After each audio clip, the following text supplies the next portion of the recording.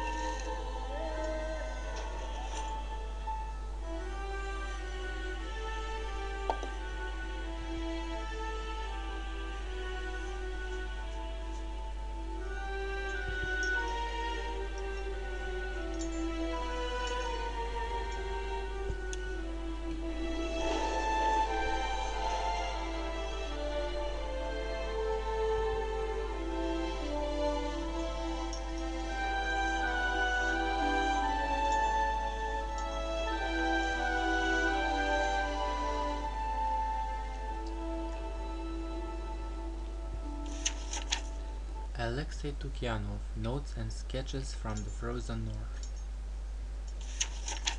April 15th, 1947. I loaded my bags and provisions onto a sled pulled by several sturdy, healthy beasts and left the Romansburg monastery, heading northwards in search of the mysterious peoples inhabiting the vast desolate wastes of the Siberian tundra. My superiors had conferred on me the mission of evangelizing those pagan tribes from their hidden shamanic beliefs. I traveled under an assumed identity, that of a lowly trapper. I had to be wary of the agents of the state and of the military, for whom any religious activity is suspect. They, for their part, traveled the length and breadth of eastern Siberia, trying to convince the villagers of the debatable benefits of collectivism. It took me several weeks to accustom myself to the unfamiliar harness. I found no dogs in Romansburg, and had to make do with Yukis purchased from a hunter. The Yuki is related to both seals and dog. In the wild, the Yuki lives on river banks. It is an easy capture for the trapper, as its gluttony is well documented. In winter it gorges itself on orange salmon, a prey that it often has to share in the wild with the fierce Siberian bear, another creature very partial to the fish. The Yuki and the Siberian bear. The Yuki. Once tamed, the Yuki is an affectionate but whimsical animal. It resists all forms of disciplined training, and only if there are no dogs available is it used to pull sleds. Certain Arctic peoples, however, seem to have better mastered the secret of their domestication, and the Yuki is central to their daily activities. Of all the peoples who inhabit these god-forsaken regions, I find the Yukos the most fascinating. Perhaps that is why I headed for those regions where I was most likely to encounter them. The journey was long and dangerous. It wasn't until October 27, 1947, that for the first time I made contact with the Yukols. I have spent long months living among them. I have come to know them and to understand them for who they are. I soon abandoned any notion of converting them. I applied myself instead to the study of their mores and customs. Yukol religious mask, representing the soul messenger who guides the dying to the other world. The Yukols are fearful of him.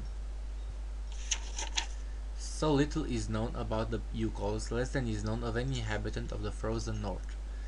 Today they live far, far away at the farthermost tip of the Siberian tundra. Because of their remoteness and their inhospitable climate, the Yukols have remained small in number, overlooked by the scientific community and the Soviet governmental machine.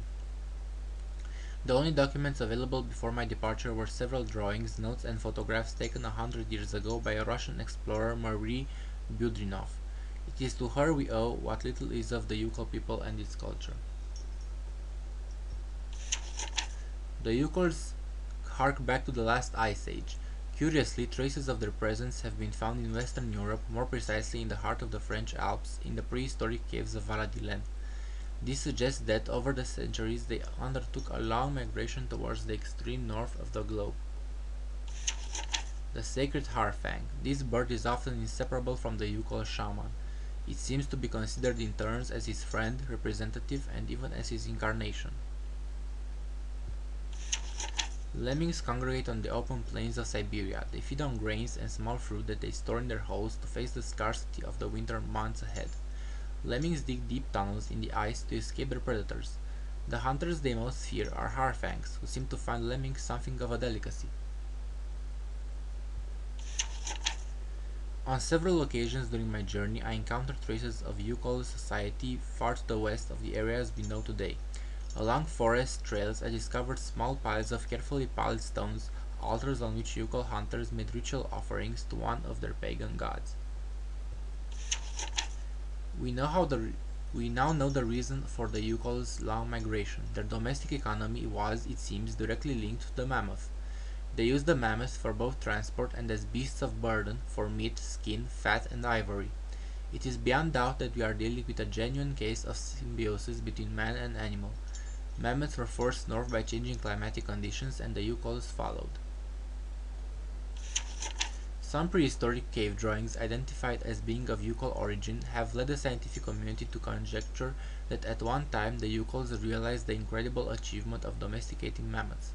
They are, to our knowledge, the only prehistoric people to have represented a man astride a mammoth. Yukol life was thus intimately linked to that of their pachyderms. They used their hides for clothing and to build roofs, walls, and houses. They used their tusks to construct the frameworks of their dwellings and for weapons, tools, and jewelry. Curiously, the disappearance of the mammoth 12,000 years ago had no immediate impact on the Yukol's way of life. It seems that they were able to retain the strong link that tied them to mammoths throughout millennia. As incredible as it might seem, Yukols still feed on mammoth meat today and use mammoth hide for clothing and to roof their dwellings. Their craftsmanship of mammoth ivory is altogether remarkable. It appears that the Yukols have managed to retain their ancestral habits by using, over the years, the many frozen mammoth bodies that are perfectly preserved in the frozen Siberian wastes. They are said to have lived off this enormous pantry for more than 30 centuries. To do this, they have hollowed out a vast network of caves in the frozen ground. According to the intrepid explorer Marie Budrinov, Yukol civilization has now gone underground. Specialists in the paleontology department at St. Petersburg have never credited Yukol myths and legends. However, the legend of the Siberian ice arc is typical of such folklore. It has long been considered a fable told by shaman in the evening to ward off the boredom of the long Siberian winter months. The legend tells that, somewhere on a lost island to the north of the tundra, there still live mammoths, relics of the long-gone Ice Age, a tiny population that has been preserved for more than 12 centuries under Yukold care. The island the pachyderms inhabit is called Syberia. Well, we'll continue this in the next video.